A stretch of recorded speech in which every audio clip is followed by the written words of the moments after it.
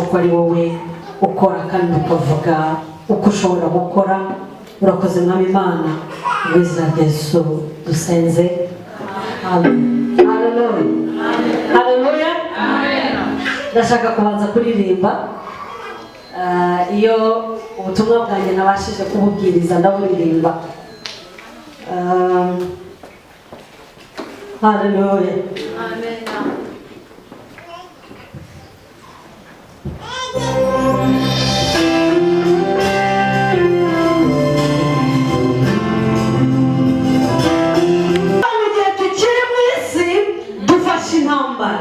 Ariko intambara ya mbere turwana ni intambara y'icyaha. Amen. Niyo mpamvu yavuze ngo abafite inyota muze ku isoko y'ubugingo, abataramenya namwe narababwira, n'abamenye igice mushobora kujya mu muzu. Ndashaka kubaha abagabo babiri bagize amahitamo mu minota 10 yanjye myiza nsigaye. Bagize amahitamo ariko bagira iherezo, amaherezo biratandukanye. Imana iratubwira mu gutegekwa kwa kabiri. Haleluya. Igice cya 28. Ijambo ry'Imana riravuga ngo dore mbashyize imbere umugisha n'umuvumo, muhitemo. Ariko ndabagira inama kubera urukundo n'abakunze, ndabagira inama ngo muhitemo umugisha. Ntabwo Imana yacu ihata, ariko ihora itwereka inzira. Abagabo babiri babayeho mu gihe cy'umwami Ahasuwerusi. Umugabo witwa Moridekayi n'umugabo witwa Hamani. Umwe yari akunzwe ibwami ndetse yasaga nk'umuntu ukomeye, ariko kuko atiringiraga Imana y'Abayuda, atarazi Imana yaduhamagaye, aragenda akinira ku mwana w'Imana. Amahitamo abiri. Ahari bakubwira ubuhanuzi bwinshi, wenda baranakubwirije ibyanditswe ni byinshi, ariko ushobora kujya wibaza ukamuta ariko bavuze ko nzashaka ubukwe bugapfa, baravuga ngo nzarongora naba nzereta umukobwa akanya, bakavuga ngo nzabyara imyaka 10 igashira. Reka mbabwire, hahirwa biringiye Uwiteka Imana yawe, kubera yuko iherezo ryabo ntabwo ari iry'abanyabyaha, ni iryo gukiranuka kandi utahukana intsinzi.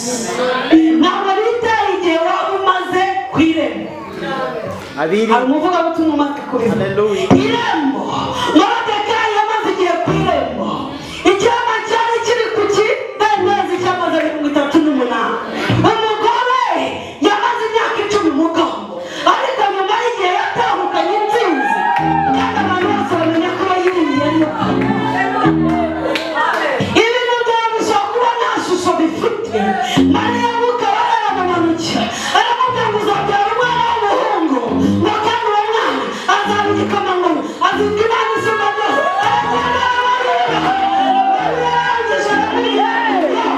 Bishoboka bite ko ntari ndaba umugore? Haleluya.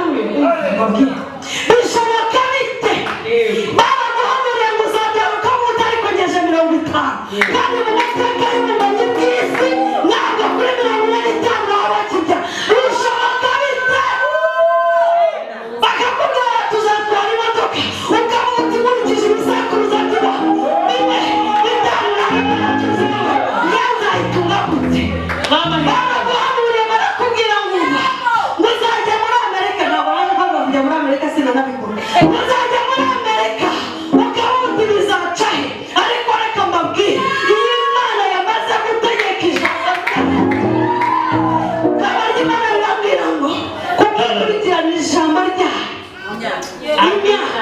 kugira ngo irisohoze. Icyo Imana yavuze kirasohora. Abantu bagusezeranya ntibasohoze.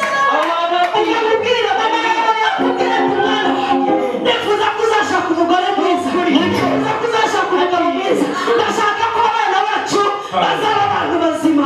Abo bagusezeranya nta bushobozi ariko Imana yaturemye, ubabwira ikamukuraho uruzi, nanjye ikamuraho, n'abandi ikabavanaho, nanjye ikabakuraho.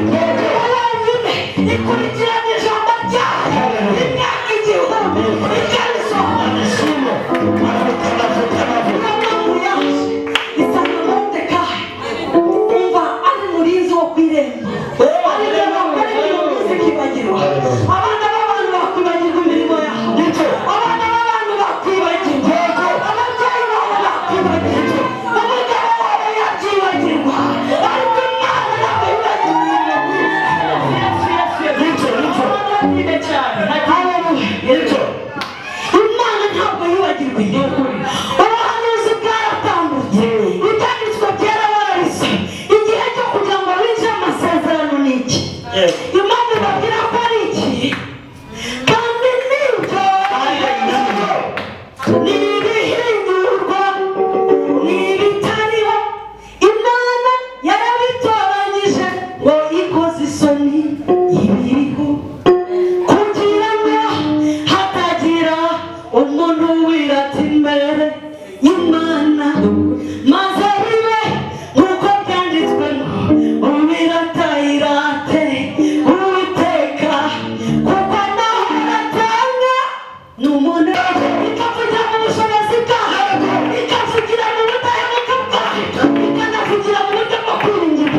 Kuko iyo dusoma neza nta muntu wigeze wiringira Imana wigeze akorwa n'isoni.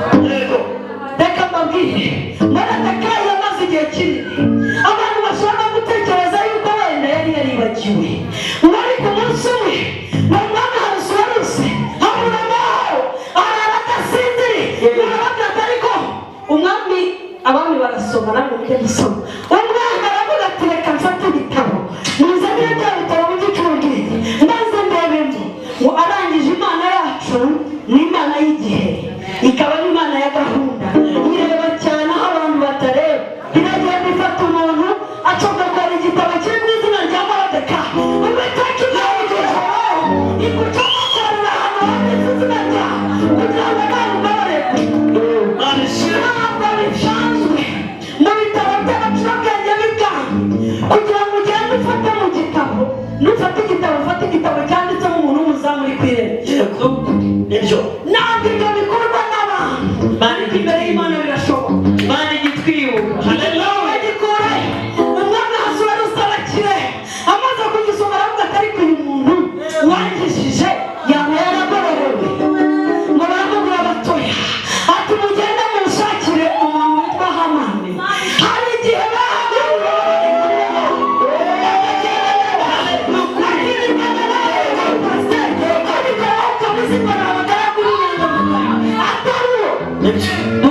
mukagendana mugasangira mukicara ukabaha ibyo ufite nk'uko ubifite, ariko Hamani ntajyayo. Ahora igihe cyose avuga ati buriya biriya na biriya umwami arabifasa, na biriya umwami arabinywa, n'ibi ntabwo anyurwa. Hamani araza aravuga ati mwami, uyu mwami akunda kandi akubaha. Icya mbere bamuha kanzu umwami, icya kabiri bakamuha ifarashi, barangiza bakamushyira ku ifarashi. Ntabwo birahira bajya kumwamamaza. Niba mushaka ko Yesu abamamaza, mwamamaza. Wamamare, wamamare, ni wamamare, wamamare, wamamare, wamamare, ni wamamare,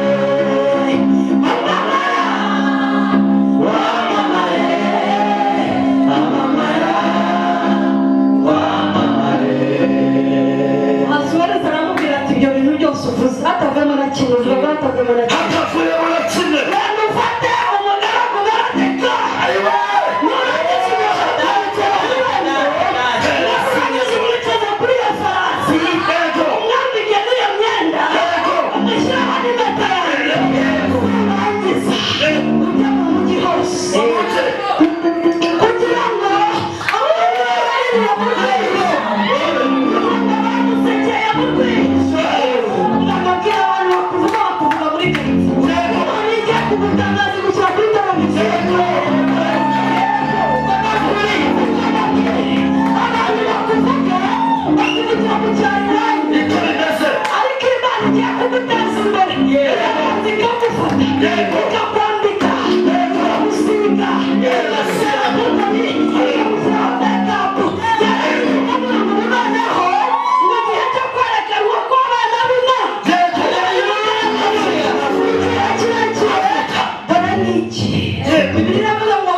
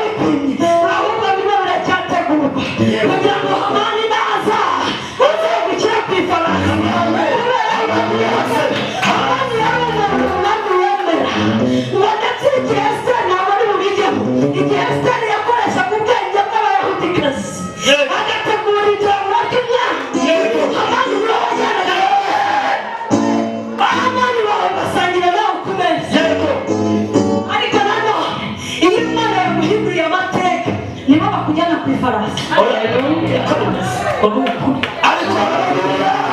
ntabwo nitaye ku kibazo wazanye ijambo ry'Imana rirambwira ngo kuko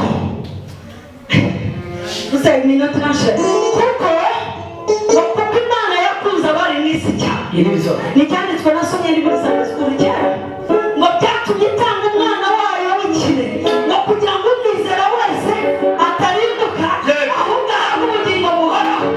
Yohana akongera akavuga ngo ijambo yahozeho ngo kandi ijambo yari Imana, akongera akavuga ngo muzamenya ukuri, ukuri nako kuzababatu.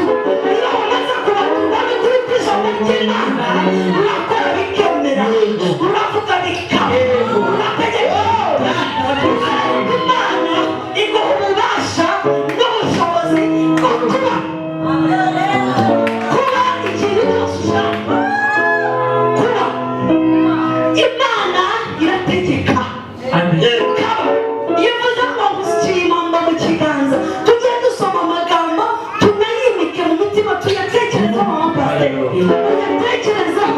Naguciye impambo mu biganza bivuze ngo nta muntu wabasha kugupfupfunyira mu kiganza cy'Imana. Yesu yavuze ngo abantu bose wampaye ngo kubarinda narabarinze, ngo keretse umwana wo kurimbuka.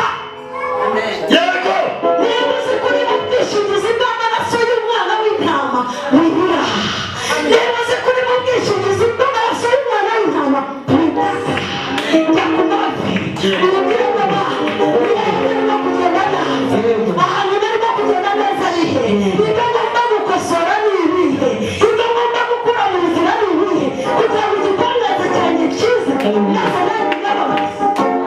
Haleluya. Hari ijambo nshaka gusoma nasubiza. Marayika aramubwira ati uzabyara umwana w'umuhungu, azitwa igitangaza. Imana isumba byose ibyo naho uri bubivuge uyu munsi, ubwiza bwa Yesu. Ngaho iravuga ati byashoboka bite? Marayika aramubwira ngo ku bana b'abantu, vuga ngo ku bana b'abantu birashoboka, ariko ku Mana birashoboka. Aramubwira ngo umwuka w'Imana azakuzaho wakubundikire nurangiza utwite. Umwambabwe ntabwo bikenera yuko ibitangaza bimwe na bimwe umwuka w'Imana arakubundikira.